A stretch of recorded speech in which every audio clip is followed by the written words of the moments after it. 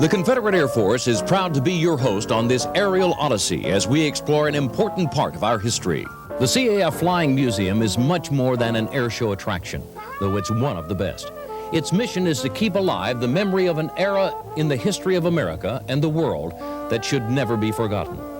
World War II irrevocably altered the course of human events, and the aircraft of that period played a very crucial role.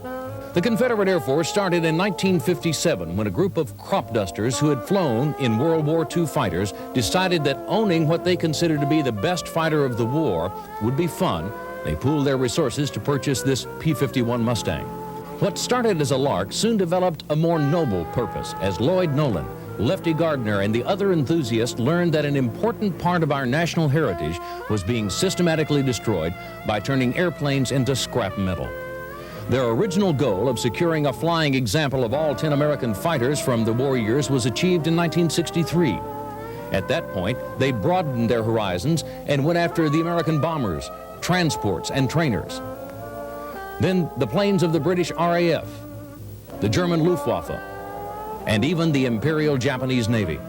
Today, the goal is to maintain in flying condition an example of every aircraft that participated in that remarkable period, 1939 to 1945. Now let's take a look at some of these ghosts of the sky and how the CAF brings them before the public in their world-famous Air Power Heritage Program. We'll begin with the showcase of the aircraft of the United States Navy. Leading off this year's Navy warbirds is the F-4F Wildcat. It deserves the respect of posterity, if for no other reason than its frontline readiness when the U.S. was brutally thrust into the war at Pearl Harbor. The Grumman Wildcat was developed in 1937, first flown in 1939, and delivered to the Navy in 1940. It was the standard Navy fighter on December 7th of 1941, and remained so until the F-6F Hellcat and F-4U Corsair joined the fleet in 1943. It remained in combat service to the end of the war. At the outset of the war, the Grumman facilities were needed to produce the F-6F Hellcat, so production of the Wildcat was transferred to the Eastern Aircraft Division of General Motors, which completed and flew its first Wildcat in September of 1942. The General Motors version was known as the FM-2. The CAF Wildcat is an FM-2.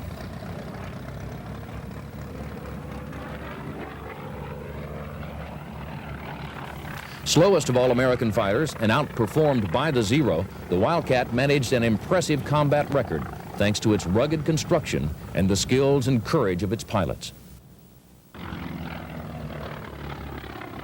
Wildcats fought in every major naval battle in the Pacific to the end of the war. And for every F-4F shot down, 6.9 enemy planes joined it.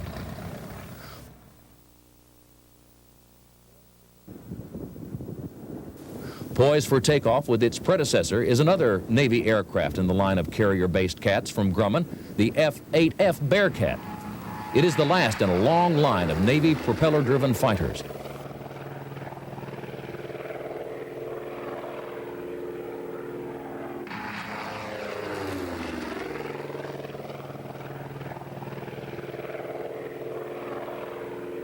Able to fly at 450 miles an hour, the Bearcat was designed as a fast-climbing, 2,200 horsepower interceptor to combat the increasing threat of kamikaze attacks from the Japanese. The first production models were aboard carriers on the way to the combat zone when the war ended.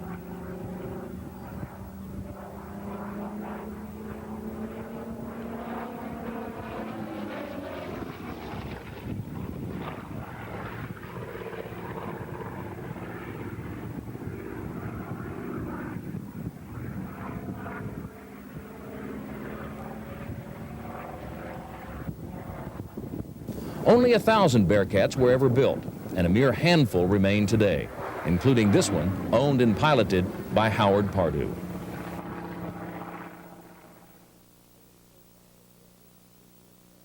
Any profile of World War II Navy aircraft would be woefully lacking without the mention of the F-4U Corsair. From its novel design to its exceptional performance, the Corsair is a standout. Designed by the Chance Vought Company in 1938, the Corsair was the first fighter with a 2,000 horsepower engine and the first U.S. Navy warplane to exceed 400 miles per hour in level flight.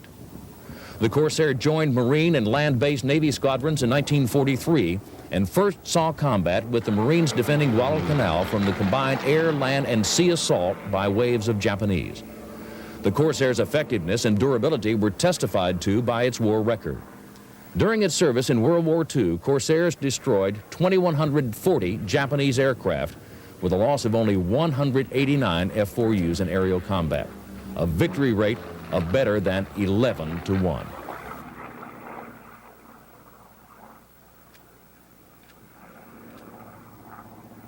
During the Korean War, Corsairs flew 80% of all Navy and Marine close support missions throughout the first year of fighting.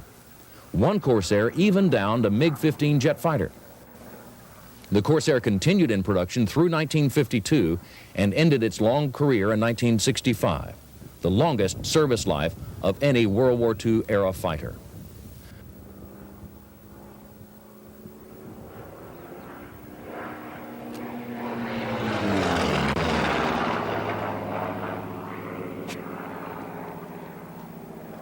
Flying in loose formation with the F-4U Corsair is another Navy warbird, the PV-2 Harpoon. The PV-2 is the last and most sophisticated in a long line of Lockheed bombers that grew from an airliner. The twin-engine Lockheeds, which saw military service in World War II, all evolved from the Model L-10 Electra, introduced in 1934 to compete with the Douglas DC-2. This PV-2 is from the CAF Cajun wing and is painted in the markings of a U.S. Navy patrol bombing squadron. The Harpoon was the largest, most powerful, and heavily armed of the series and was responsible for the destruction of several German submarines.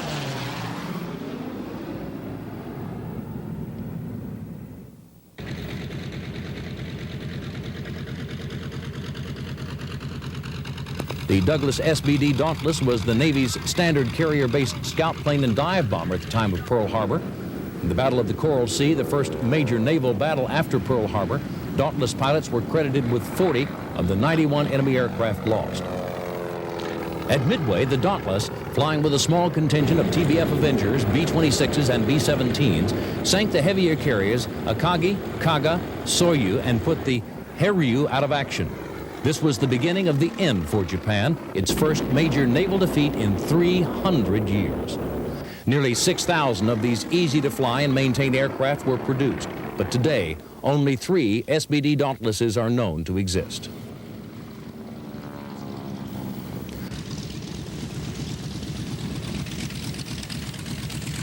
Next up in our naval showcase is the TBM Avenger, built by General Motors, but originally developed by Grumman as the TBF Avenger. It made its debut in June of 1942 as the Navy's standard carrier and land-based torpedo bomber.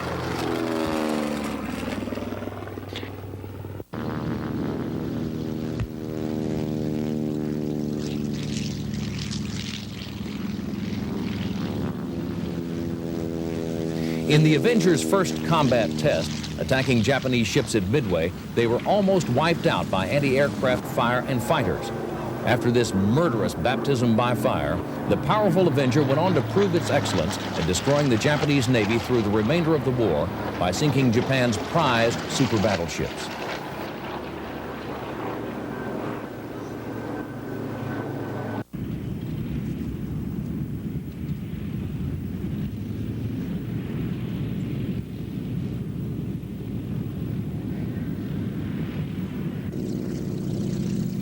This year's collection of Navy warbirds contain a special treat, the world's only flying SB-2C Helldiver, in the air for the first time in many years.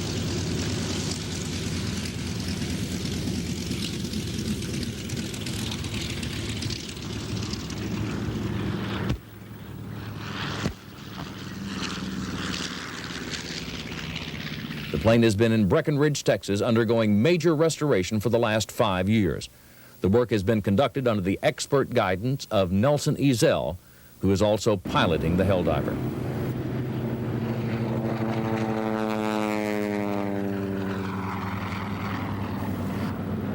When it finally joined the Pacific Fleet in 1943, after a prolonged and troubled development, the Curtiss SB-2C Helldiver proved to be a formidable and highly versatile weapon. It delivered bombs and depth charges with pinpoint accuracy and could strafe with cannon, rocket, and machine gun fire. The big-tailed beast, as its not always affectionate crewmen called it, was first designed in 1939. A maddening assortment of problems during development resulted in 880 design changes and delayed its entry into service long past the original deadline. Some of the 6,000 Helldivers built flew with the Marine Corps, and a few were delivered to the Royal Navy of Great Britain. The SB-2C continued in service for several years after the war and proved to be the Navy's last pure dive bomber.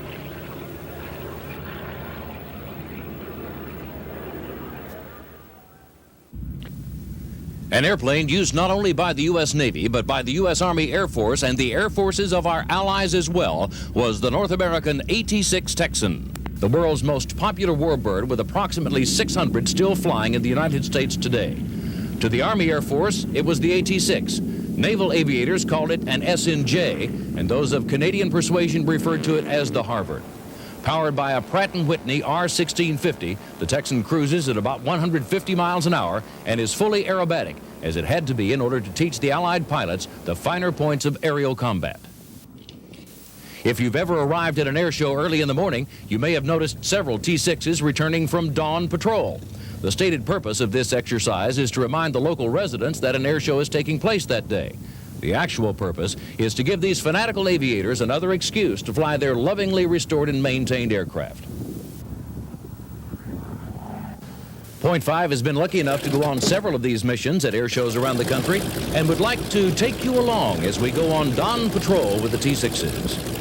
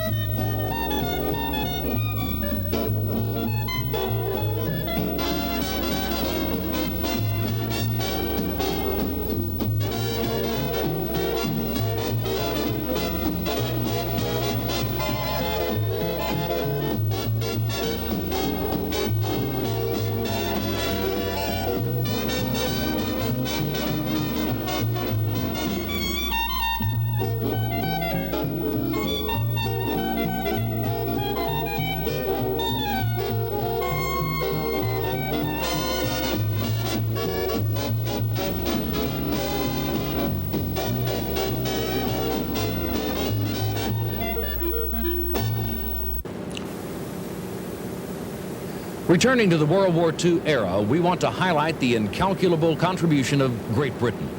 We are fortunate to have two examples of the British Spitfire to show you. This aircraft is owned by the Confederate Air Force. It is sponsored and flown by Howard Pardue. Our second Spitfire is owned and piloted by Bill Greenwood of Aspen, Colorado. You'll notice this airplane was modified with the addition of a second cockpit to serve as a trainer.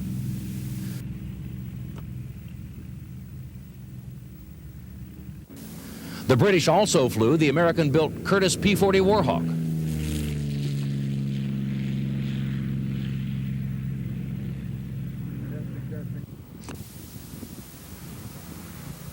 The star of this show, and virtually any air show where it makes an appearance, is the extremely rare and historically significant de Havilland Mosquito B Mark 35. Conceived in the late 1930s with the prototype first flying in November of 1940, this versatile aircraft played an extraordinary number of roles during and even after World War II. It excelled as a high and low-level day and night bomber, a long-range day and night fighter bomber, long-range photo reconnaissance plane, mine layer, coastal patrol aircraft, anti-shipping and anti-submarine plane, pathfinder for heavy bombers, and a high-speed courier for both the RAF and BOAC due to its impressive top speed of 425 miles an hour.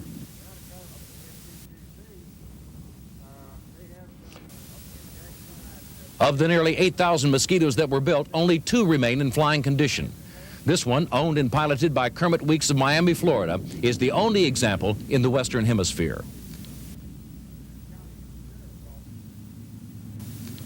If you saw either of the movies, 633 Squadron or Mosquito Squadron, you have seen this airplane in action.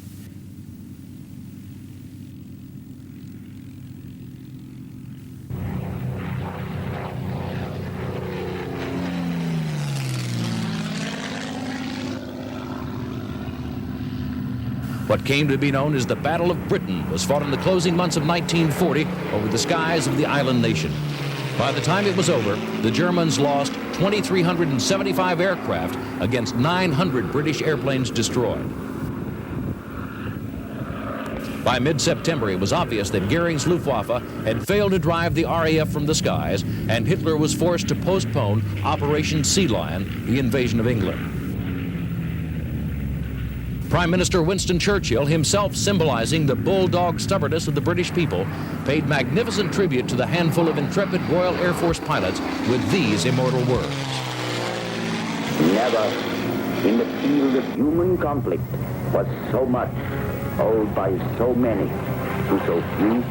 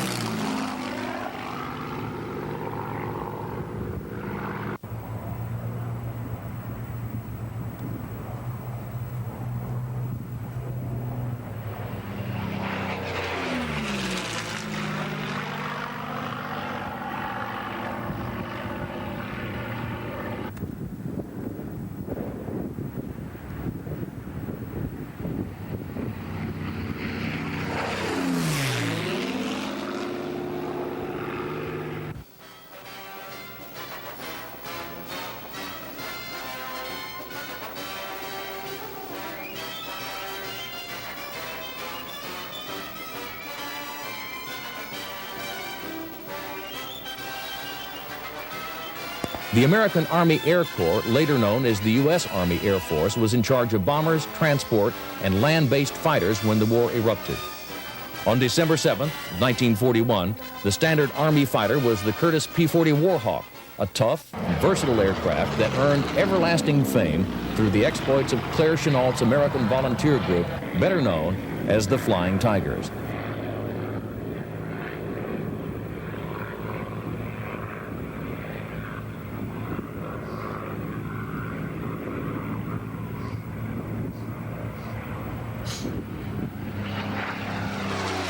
Before their disbanding in 1942, the Tigers had shot down 286 Japanese planes while losing only 8 P-40s in aerial combat. The P-40 logged a long, distinguished service record and fought in the colors of 28 Allied nations in every operational theater of the war.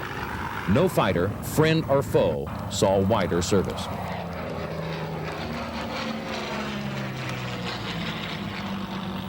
The P-40 was our first-line fighter at the beginning of World War II, but later in the war, the P-51 Mustang made its debut and is one of the most successful stories in aviation. The Royal Air Force designed the P-51 and gave the plans to North American Aviation Corporation with an incredible deadline of only 120 days to produce the first airplane. North American achieved the impossible and delivered the first Mustang in just 117 days. Pete McManus puts on an impressive flight demonstration of the Mustang, and he does an aerobatic maneuver that heavy fighters aren't supposed to be able to perform.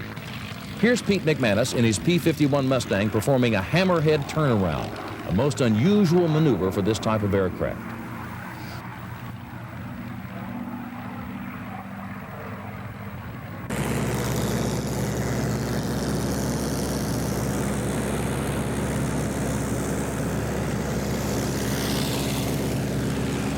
Called the best all-around fighter in World War II, it was faster, more maneuverable, and most important, had a greater cruising range than any other fighter in the U.S. Army Air Force. It was this cruising range, further extended by belly tanks, that gave it a fantastic range in excess of 2,000 miles and an endurance time of over 8 hours. The Mustang's ability to escort was to prove the answer to successful U.S. daylight bombing by B-24s and B-17s. If a single airplane were to be selected to symbolize the spirit of the American people during World War II, it would have to be the Boeing B-17 Flying Fortress, the most celebrated of all the great American planes of the war years.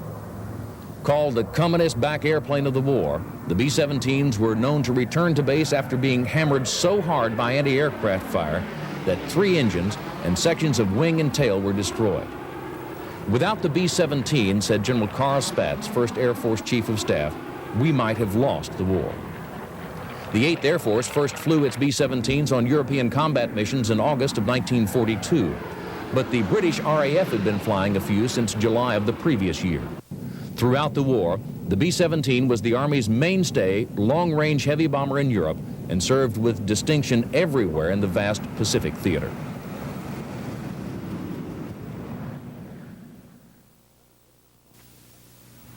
Another famous bomber of the U.S. Army Air Force that glows with the aura of legend is the North American B-25 Billy Mitchell. B-25s were immortalized in the movie 30 Seconds Over Tokyo, which chronicled the true-life exploits of Lieutenant Colonel Jimmy Doolittle and the 16 B-25s he led on the first American raids of the Japanese homeland, a scant 4 months after the Pearl Harbor attack. The B-25 was designed in 1934 as a light, fast attack bomber. By 1940, it had grown into a medium bomber and was produced in that configuration, which included a large bomb capacity and heavy armament.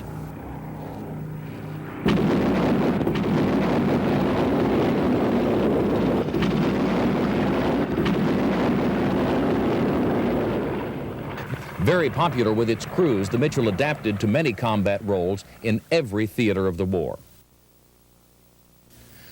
The CAF is proud to maintain several aircraft that are the only flying examples of their type. A perfect case in point is the Martin B-26 Marauder. Despite misgivings about the B-26 flying characteristics, the Army began flying it on combat missions in 1942 in the Southwest Pacific and later in Europe. Once in service, the Marauder was one of the great ones.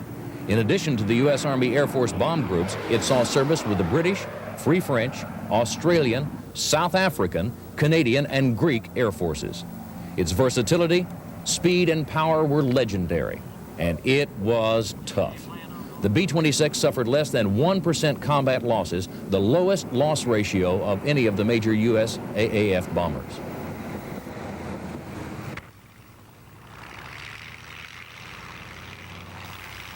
Originally designed in 1938 as an attack bomber, the Douglas A-20 Havoc proved to be a jack of all trades with the Army Air Force, the RAF, the Free French, and the Russians.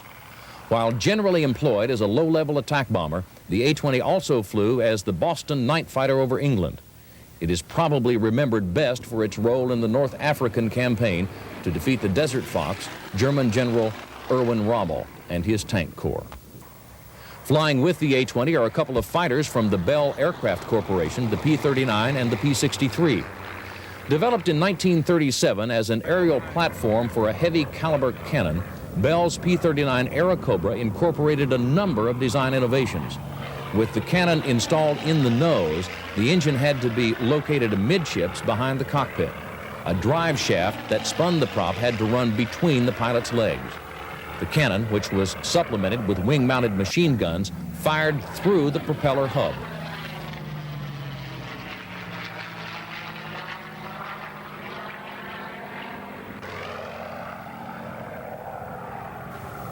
Frequently mistaken for its close relative, the P-39, Bell's P-63 was a 1941 development based on the P-39 fuselage, modified with redesigned wing and tail surface and a more powerful engine. The P-63, like its predecessor, never performed well as a fighter.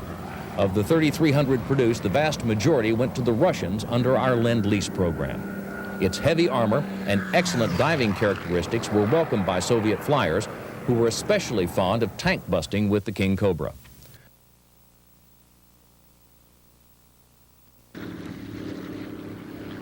No victory would have been possible for the Allies in World War II had it not been for the gallant efforts of the transports. Aircraft such as the C-46 Commando, which gained enduring fame flying precious supplies from bases in India to the beleaguered Chinese over the Himalayan hump, the world's highest and most treacherous mountain range.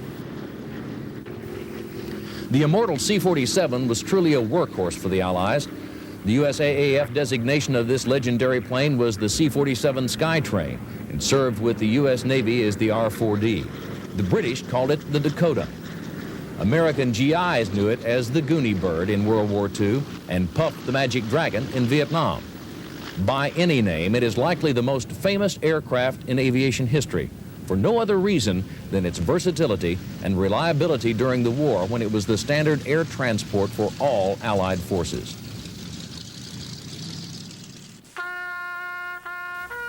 That about wraps up our air show, but the CAF would like to take this time to pay tribute to all the brave aviators who paid the ultimate sacrifice in the defense of our country as we fly the Missing Man formation. A single plane pulls out of the formation, leaving a gap which represents those who will not ever return.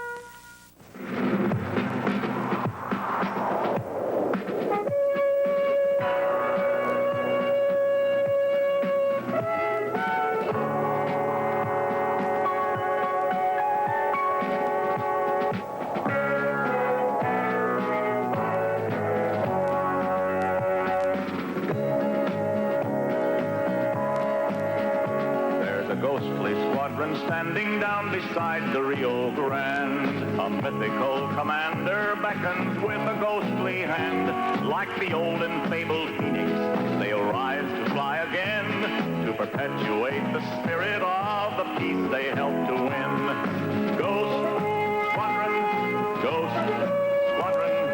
gallant planes and valiant men, gallant planes and valiant men.